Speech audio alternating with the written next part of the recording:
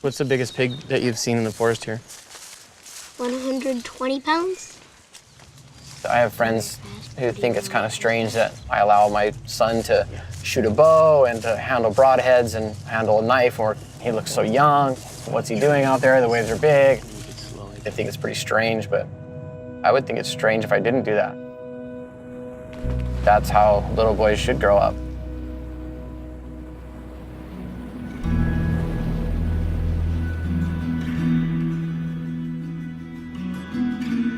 When I was really little, I used to surf here all the time. This is kind of where I learned how to deal with reefs and everything. There's really no beaches. It's all raw lava rocks, and there's sea urchins and coral reef and tube coral, and it's just really gnarly stuff. And so you learn at a really young age how to get in and out of the water unscathed. I give my kids as much independence as I can. I expect a lot out of him as far as, being well-mannered and being super polite and kind to people. He's really become like a wingman to me. We shoot arrows every day.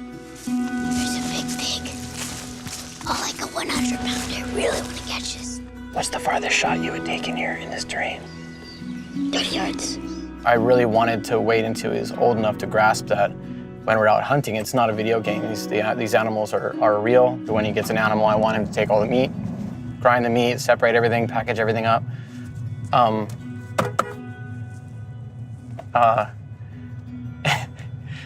These guys are classic characters. They're just driving around with everything. Fishing poles, throw nets for fish. He has surfboards, bows. And if they see a deer, they shoot it, throw it in the back of the truck, and that's what's for dinner, That's just a way of life in Hawaii. We had a lot of different species to hunt here, and you can hunt 365 days a year. Usually once or twice a year, I carve out a 1-week trip, and I'll go hunting in really incredible places. 43.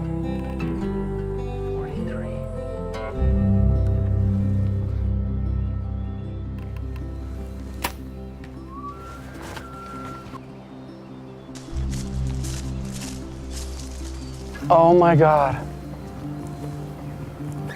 I'm so stoked, man. Oh my. Surfing big waves and hunting have their similarities.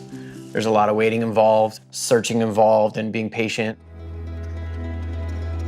Yeah, so 6 years ago, I went to Mavericks, which is a big wave spot in Northern California. I went there for the first time, and this really big set was coming in, and I remember just telling myself, I'm going no matter what. My board kind of stopped, and I went flying and rolled down the face. I didn't penetrate at all. Got sucked up and over the falls, and I actually swam up to the surface of the lip and got a breath. I got held under for forever. It was dragging me along the bottom. I was hitting the reef, and I was in this eddy of power where the wave was just kind of pushing me down, pushing me down. I was doing the involuntary. At that point, I was a new dad, and it was actually my wife's birthday that day. It was all happening in slow motion. I had all this time to think about all these different things, and I ended up surviving. From my perspective, just barely. It kind of changed everything in my life, the way I approached sort of everything. Now I have kids, a family, and I have a lot to lose. I wanted to try and make things safer. I came up with adding CO2 cartridges to make an inflatable wetsuit.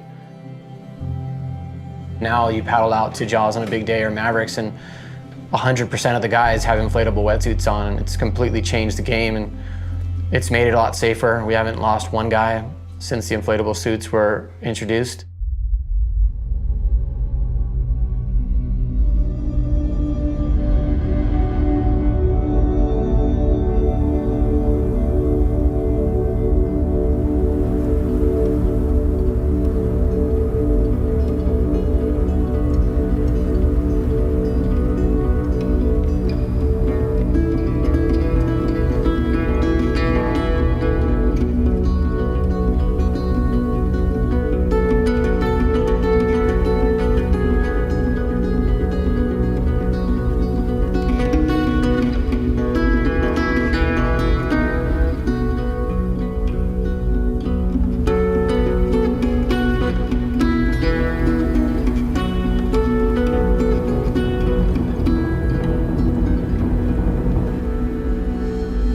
Guide of the Year in 2016 is Shane Dorian.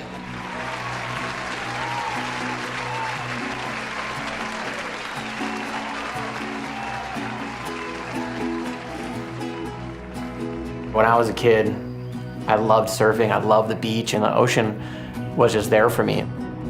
Do I want my son to follow in my footsteps? I want him to have fun and go nuts and be a wild little banshee, but I also want him to be a good kid and treat others with a lot of respect. Seems like people keep their kids cooped up all day these days. I want to get my kids outside.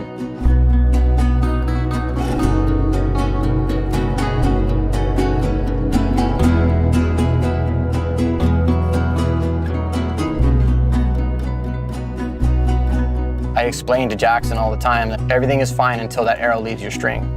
And as soon as that arrow leaves your string, you can't get it back. It's gone, it's on its way.